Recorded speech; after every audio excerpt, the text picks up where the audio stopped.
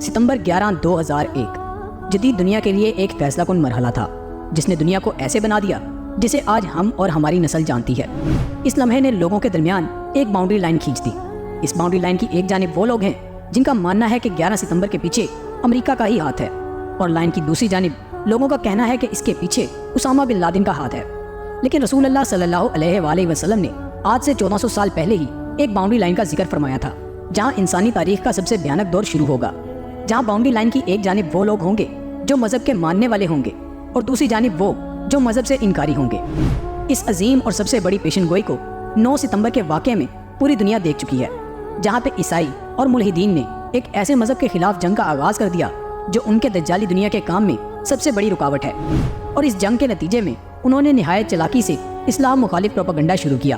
اور انتہائی کم عرصے میں مسلمانوں کی ایسی ذہن سازی کی جسے آج ہم بخوبی دیکھ سکتے ہیں۔ لیکن انہوں نے اپنے ہی بنائے ہوئے ایک اہم اصول کو نظر انداز کر دیا۔ انہوں نے عظیم برٹن امپائر سے کچھ نہیں سیکھا، جو ایک وقت میں دنیا کی سب سے طاقتور امپائر تھی،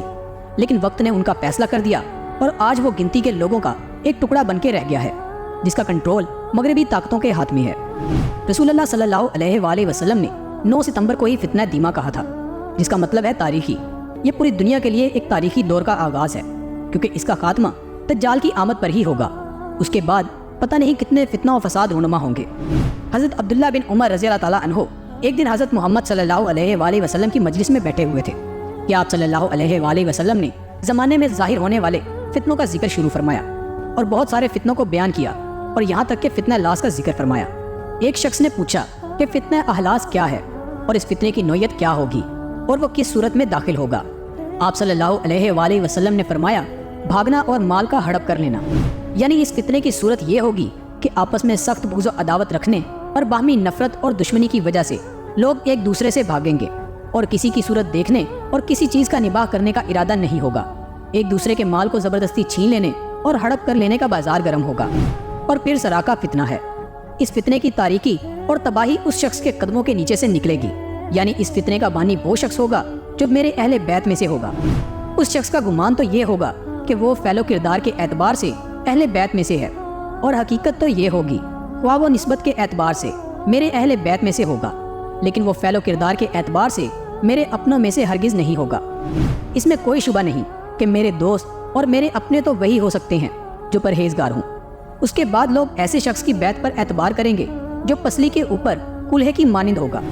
پھر دھیما کا فتنہ ظاہر ہوگا۔ وہ فتنہ اس امت میں سے ایسے شخص کو بھی نہیں چھوڑے گا جس پر اس کا تماچا تماچے کے طور پر نہ لگے، یعنی وہ فتنہ اتنا وسیع ہوگا کہ امت کے ہر شخص تک اس کے برے اثرات پہنچیں گے اور ہر مسلمان اس فتنے کے نقصان میں آئے گا۔ اور جب یہ کہا جائے گا کہ یہ فتنہ ختم ہو گیا ہے تو اس کی مدت اور بڑھ جائے گی،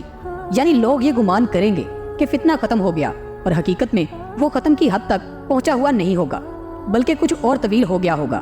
یہ اور بات ہے کہ کچھ وقت کے لیے اس کے اثرات کچھ کم ہو جائیں گے، جس سے لوگ اس کے ختم ہو جانے کا گمان کریں گے، لیکن بعد میں پھر بڑھ جائے گا، اور آدمی صبح کو ایمان کی حالت میں اٹھے گا اور شام کو کافر ہو جائے گا۔ اس کا معنی یہ ہے کہ اس فتنے کے اثرات سے اس کے دل و دماغ کی حالت اور کیفیت اس قدر تبدیل ہوتی رہے گی کہ ایک شخص صبح کو اٹھے گا تو اس کا ایمان اور عقیدہ صحیح ہوگا، اور اس پختہ اعتقاد کا حامل ہوگا کہ کسی بھی مسلمان بھائی کا خون بہانا اور اس کی آبرو ریزی کرنا اور اس کے مال کو ہڑپ کرنا یا نقصان پہنچانا مطلقاً حلال نہیں۔ مگر شام ہوتے ہوتے اس کے ایمان اور عقیدے میں تبدیلی آتی جائے گی، اور وہ اپنے قول و فعل سے یہ ثابت کرنے لگے گا کہ اس کے ہاں کسی مسلمان بھائی کو نقصان پہنچانا اور اس کے مال کو ہڑپ کرنا جائز اور حلال ہے۔ اور اسی طرح جو صبح کے وقت مومن تھا وہ شام کو اس کے عقیدے کی تبدیلی کی وجہ سے کافر ہو جائے گا، اور یہی صورتحال جاری رہے گی، اور لوگ خیموں میں تقسیم ہو جائیں گے، اور اس میں سے ایک خیمہ ایمان کا ہوگا اور اس میں نفاق نہیں ہوگا، اور دوسرا خیمہ نفاق کا ہوگا اور اس میں ایمان نہیں ہوگا۔ اور جب یہ بات زبور میں آ جائے تو اس دن یا اس سے اگلے دن دجال کے ظاہر ہونے کے منتظر رہنا۔ حضرت ابو ہریرہ رضی اللہ تعالیٰ عنہ نے بیان کیا کہ رسول اللہ صلی اللہ علیہ وآلہ وسلم نے ارشاد فرمایا کہ عنقریب ایسے فتنے برپا ہوں گے جس میں بیٹھنے والا کھڑے ہونے والے سے بہتر ہوگا، اور کھڑے ہونے والا چلنے والے سے بہتر ہوگا، اور چلنے والا دوڑنے والوں سے بہتر ہوگا۔ جو دور سے بھی ان کی طرف جھانک کر دیکھے گا تو یہ فتنہ ان کو بھی سمیٹ لے گا۔ اور فرمایا کہ اگر کسی کو پناہ کی جگہ مل جائے اور بچاؤ کا مقام مل سکے تو اس میں چلا جائے، اور فرمایا جس کے پاس اونٹ ہو وہ اونٹ سے جا ملے، اور جس کے پاس بکری ہو وہ اس سے جا ملے، اور جس کے پاس زمین ہو تو وہ اسی پر جا بیٹھے، اور جس کے پاس ان میں سے کچھ بھی نہ ہو تو اس کو چاہیے کہ وہ اپنی تلوار کو لے کر اس کی دھار ایک پتھر سے مار کر ختم کر دے، یعنی اس کو لڑنے کے لائق نہ رہنے دے۔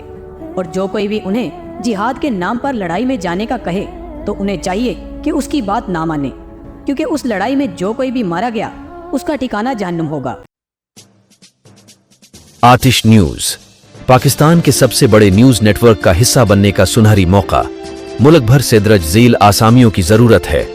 Bureau chief, deputy bureau chief, video editor, city reporter, tehsil reporter, district reporter, crime reporter, press reporter, نمائندہ، نامہ نگار۔ Chief executive Syed Jamshed Bukhari. مزید معلومات کے لیے ان نمبرز پر رابطہ کریں۔